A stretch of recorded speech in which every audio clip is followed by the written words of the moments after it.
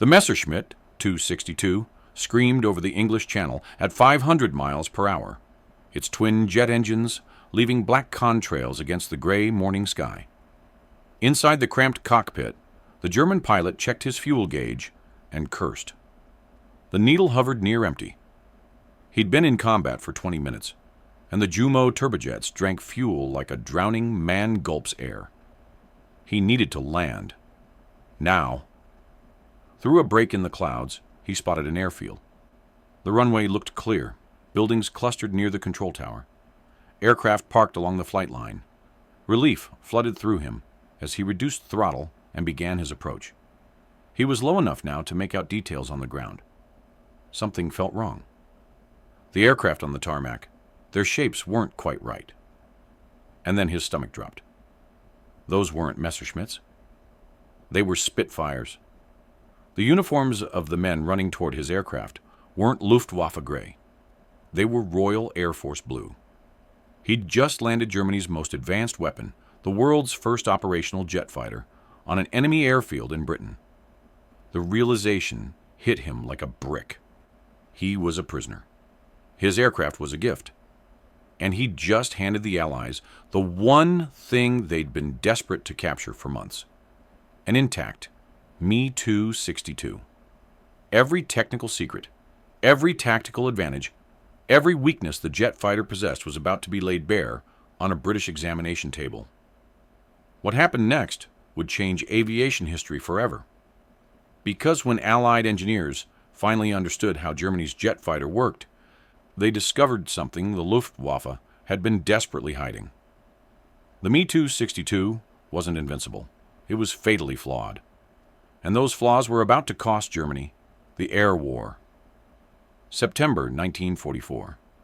American bomber crews crossing into Germany began reporting encounters with something impossible.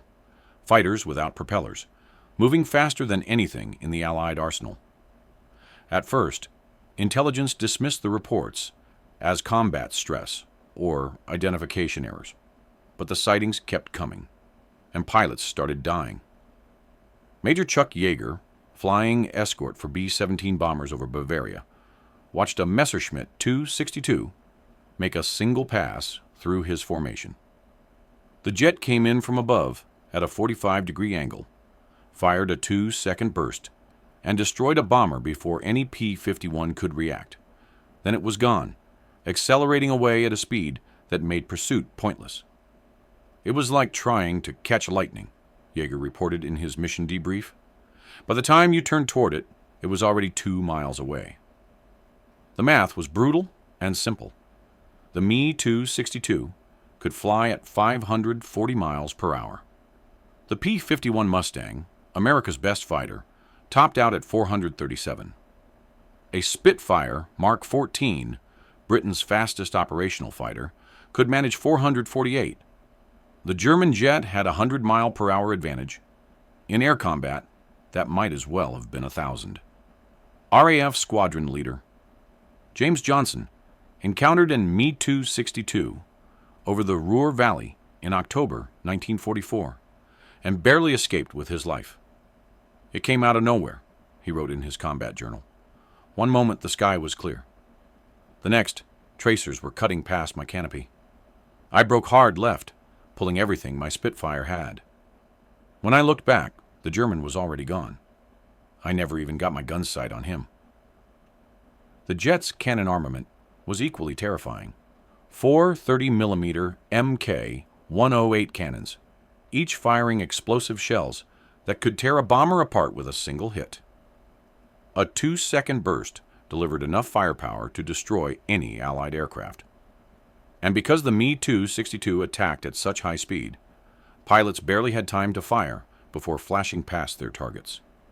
By November 1944, bomber losses to jet fighters were climbing. The 8th Air Force calculated that a single Mi-262 was as effective as 5 conventional German fighters. An intelligence estimate suggested Germany might have hundreds of these jets entering service. If that happened, the entire Allied bomber campaign, the systematic destruction of German industry that was supposed to end the war, could collapse. Allied engineers desperately needed to understand this aircraft. What powered those engines? What were their limitations? How could conventional fighters counter them?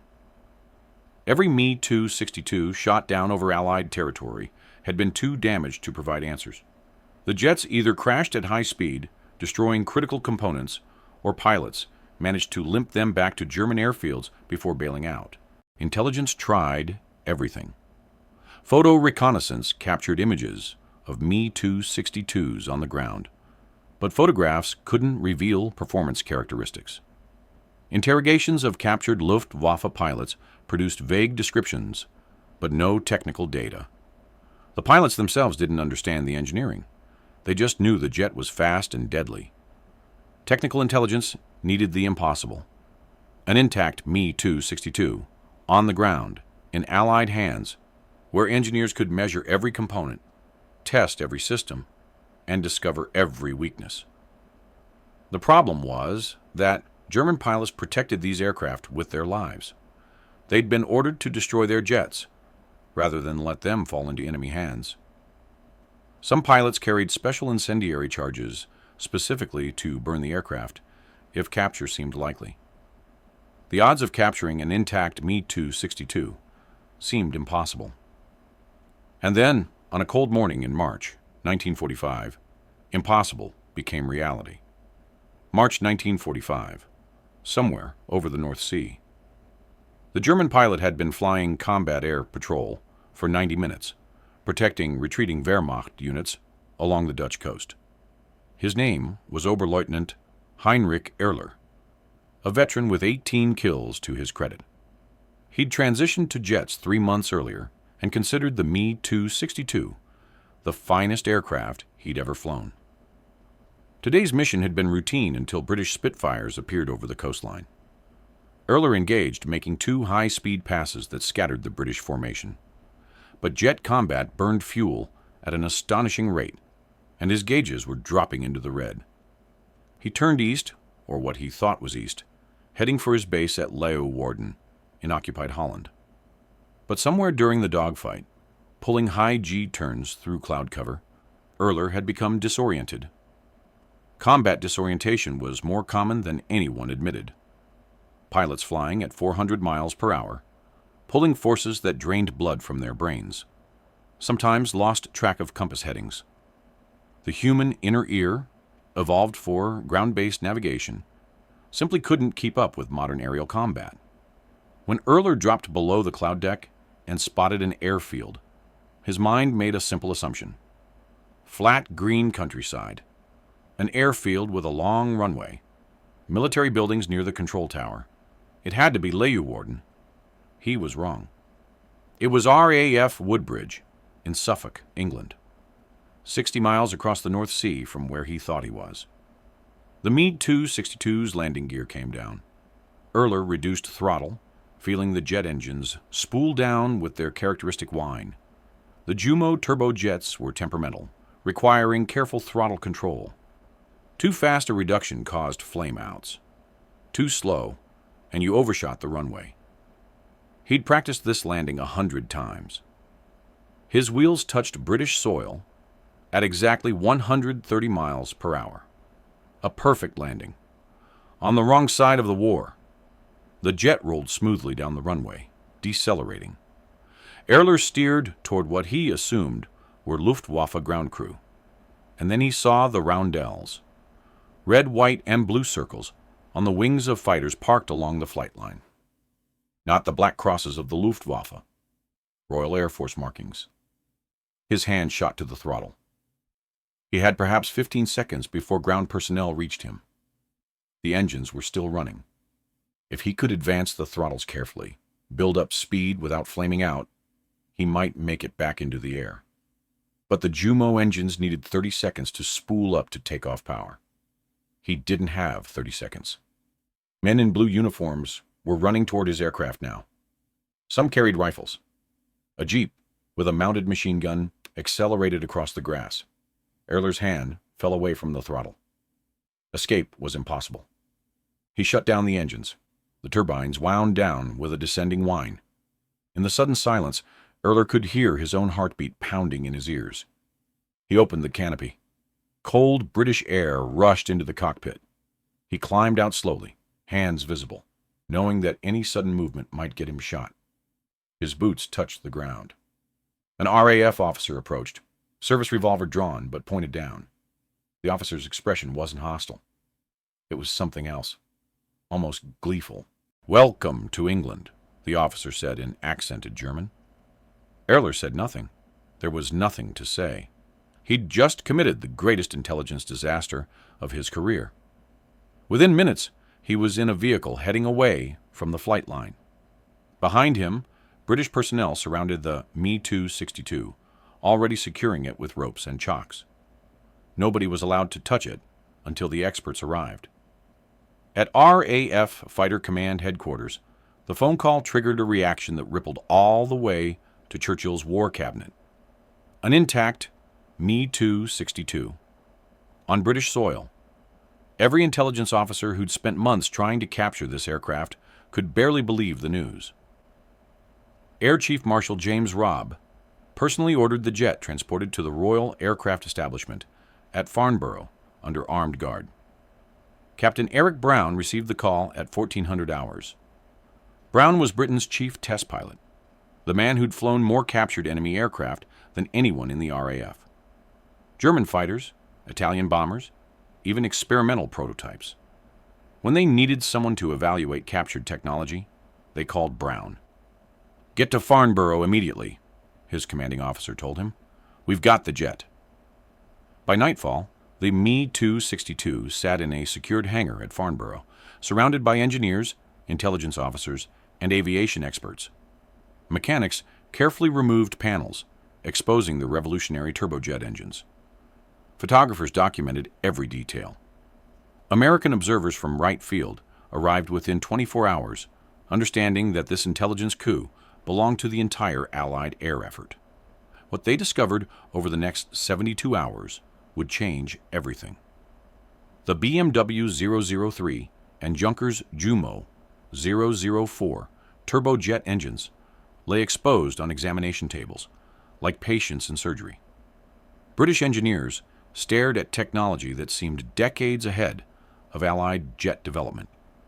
The axial flow compressor design was elegant, efficient, and utterly foreign to anything Britain or America had produced. These weren't experimental prototypes. They were operational engines that had seen combat. The numbers were staggering. Each Jumo 004 produced 1,980 pounds of thrust. Together, they pushed the Me-262 to 540 miles per hour in level flight. The aircraft could climb at 3,900 feet per minute and operate at altitudes up to 37,500 feet. On paper, it was untouchable. But engineers weren't interested in what the Me-262 could do. They were hunting for what it couldn't do. The first weakness emerged within hours: engine longevity. Or rather, the complete lack of it. Technical documentation found in the cockpit revealed that Jumo 004 engines had an operational lifespan of just 25 hours before requiring complete rebuilds. 25 hours. An American Pratt & Whitney engine could run for hundreds of hours between major maintenance. The German jets were essentially disposable. The reason was material science. Germany's chrome and nickel supplies had been strangled by Allied bombing. Unable to produce heat-resistant alloys for turbine blades, German engineers had substituted mild steel. The blades warped and degraded rapidly under the extreme temperatures inside the engine. It was an engineering miracle that the engines worked at all, but they were fragile, temperamental, and short-lived. The second weakness was more tactical: fuel consumption. Engineers calculated that the Me-262 burned fuel at an astonishing rate. Full-throttle combat gave pilots perhaps 30 minutes of flight time before tanks ran dry. This meant German jets had to operate close to their bases, limiting their operational radius. They couldn't escort bombers deep into Allied territory. They couldn't maintain combat air patrols for extended periods. They had to make quick attacks and return to base before fuel became critical. The third weakness changed everything. Throttle response. The Jumo engines couldn't tolerate rapid throttle adjustments. Advance the throttle too quickly, and the engine would flame out, leaving the pilot gliding in a $70 million brick. This made combat maneuvering dangerous. German pilots had been trained to make smooth, gradual throttle changes, which meant they couldn't dogfight with the aggressive throttle work that characterized prop fighter combat. But the most exploitable weakness was acceleration. Below 300 miles per hour, the Me-262 accelerated like a truck towing an anchor. The jet engines produced relatively little thrust at low speeds. This made the aircraft desperately vulnerable during takeoff and landing, when it spent precious seconds below 200 miles per hour with landing gear down and flaps extended. A conventional fighter could catch and kill an Me-262 during that window. Captain Eric Brown climbed into the cockpit 3 days after the aircraft arrived. He'd reviewed every technical report, studied the manuals, memorized the procedures. Now he was going to fly it. The Jumo engines fired with a sound like tearing metal. Brown felt the aircraft vibrate as the turbines spooled up. He advanced throttles carefully, mindful of the flame-out warnings. The Me-262 rolled forward, picking up speed slowly at first, then building momentum as the engines reached optimal RPM. At 120 miles per hour, Brown rotated the nose. The jet lifted cleanly off the runway and climbed into the afternoon sky. For the next 40 minutes, Brown put the aircraft through every maneuver in his repertoire: high-speed passes, steep climbs, gentle turns, aggressive banks, rolling scissors. Each maneuver revealed something new. The jet was extraordinary in straight-line flight. Nothing Brown had ever flown could match its pure speed, but in turning combat, it was merely adequate. The heavy weight and high wing loading meant sustained turns bled energy rapidly.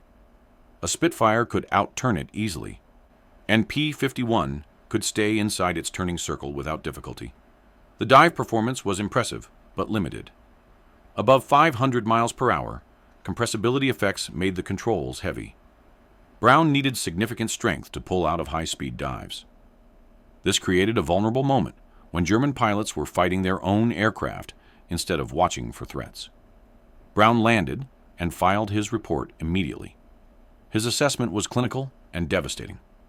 "The Me-262 is a remarkable achievement in straight-line performance," he wrote, "but it possesses critical vulnerabilities that can be exploited by properly trained pilots. The aircraft is not invincible.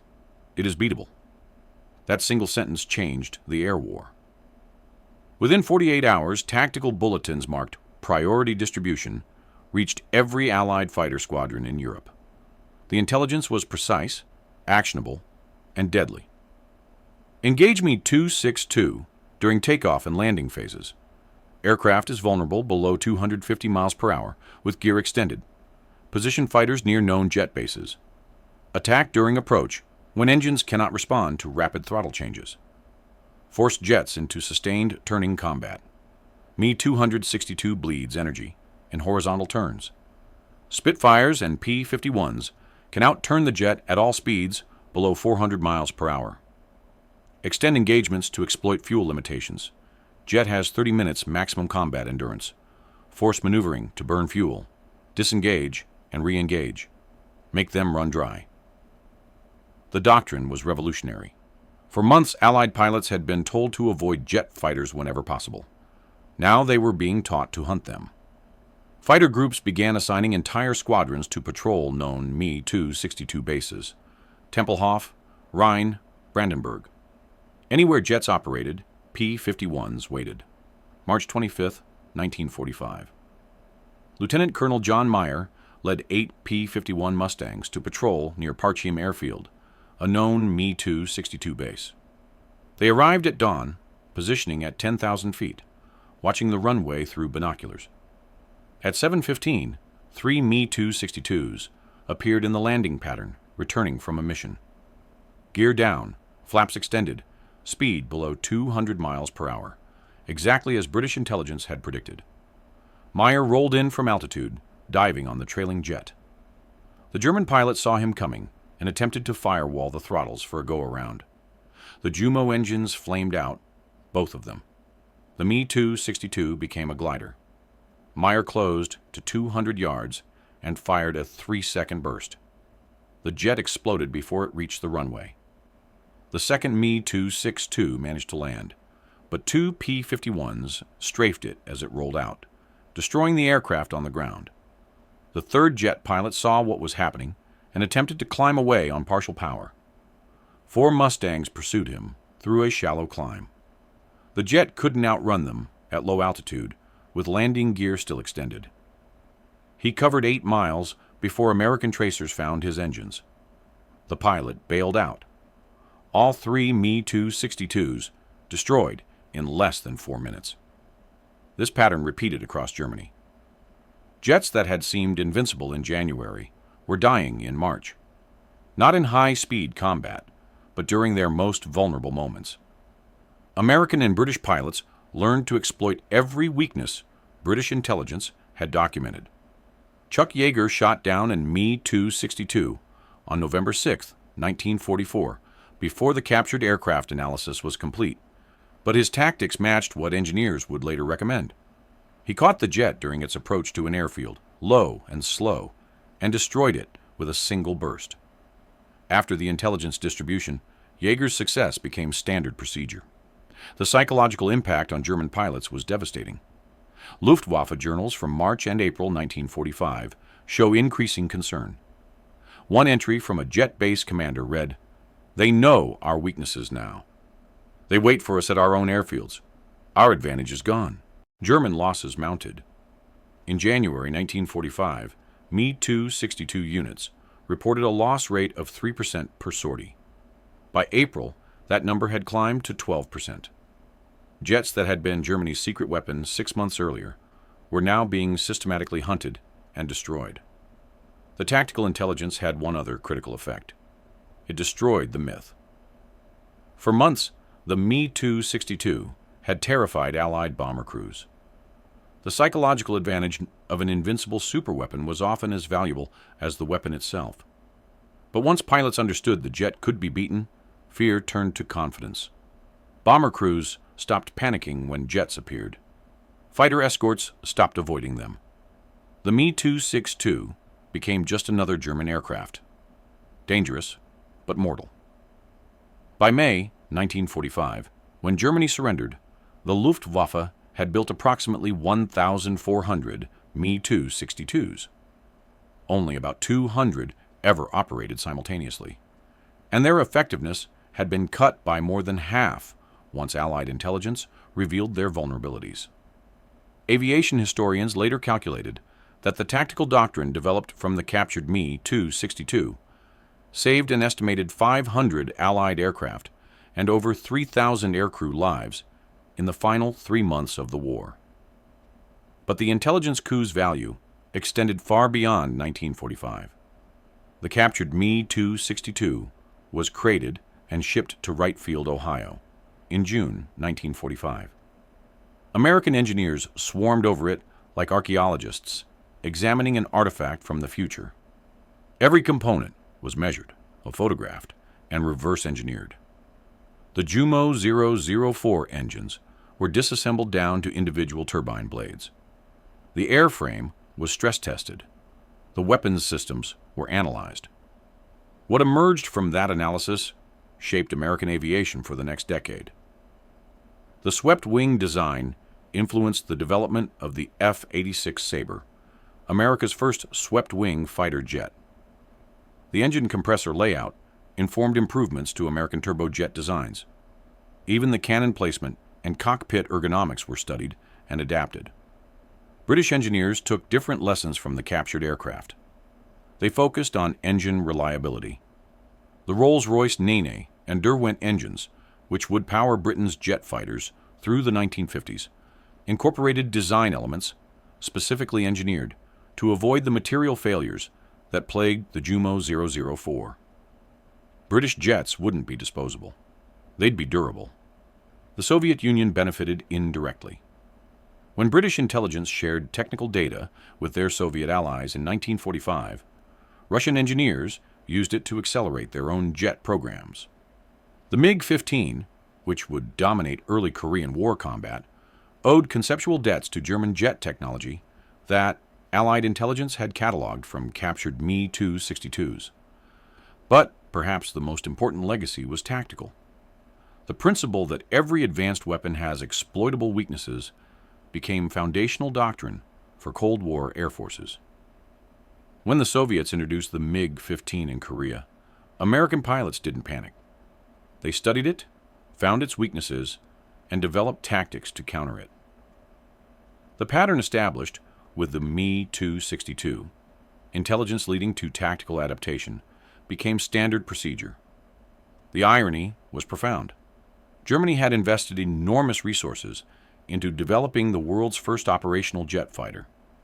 They'd overcome material shortages, production challenges, and Hitler's interference to field a revolutionary aircraft.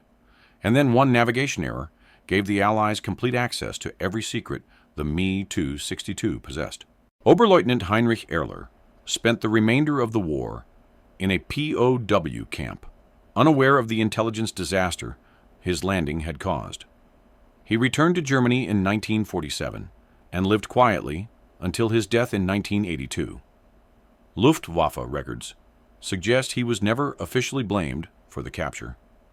Combat disorientation could happen to any pilot, but post-war historians calculated the impact of his mistake. One aircraft, delivered intact, that changed the trajectory of jet aviation development. The Me-262 that Erler landed at Woodbridge remained at Farnborough through 1946, serving as a reference for evaluating other captured German jets. It was eventually transferred to the RAF Museum, where it sits today. A pristine example of revolutionary technology, and a testament to how intelligence defeats engineering superiority. Captain Eric Brown flew 67 different types of captured enemy aircraft during and after the war. He considered the Me-262 the most significant. That single aircraft taught us more about jet aviation than years of our own research could have produced, he wrote in his memoirs. Germany gave us a graduate-level education in jet fighter design. They just didn't mean to. The lesson echoes through military history. Superior technology matters, but knowledge matters more. The Me-262 was faster, more advanced, and more innovative than anything the Allies flew in 1945. Yet it didn't change the war's outcome. Once Allied intelligence understood its limitations, tactics adapted, pilots trained, doctrine evolved, and the superweapon became beatable. Today's stealth fighters, the F-22 and F-35, represent the cutting edge of aviation technology. But military planners understand what German engineers learned in 1945. Every aircraft, no matter how advanced, has vulnerabilities. The side that discovers those vulnerabilities first wins. The Me-262 could have remained a mystery, an invincible opponent that continued terrorizing Allied air crews through technological superiority and psychological intimidation. Instead, it became a textbook that every Allied pilot studied. One navigation error, one intact aircraft, one intelligence windfall that shifted the balance of air power. That's how a German ace accidentally landed in Britain with his jet. And that's how one mistake gave the Allies the blueprint for the jet age. Sometimes the greatest victories aren't won through superior firepower or brilliant tactics. Sometimes they're won because your enemy makes one simple error and hands you everything you've been desperately seeking. The next time you see a modern jet fighter, remember that its design lineage traces back to that cold March morning in 1945, when a disoriented German pilot touched down on the wrong runway and changed aviation history forever.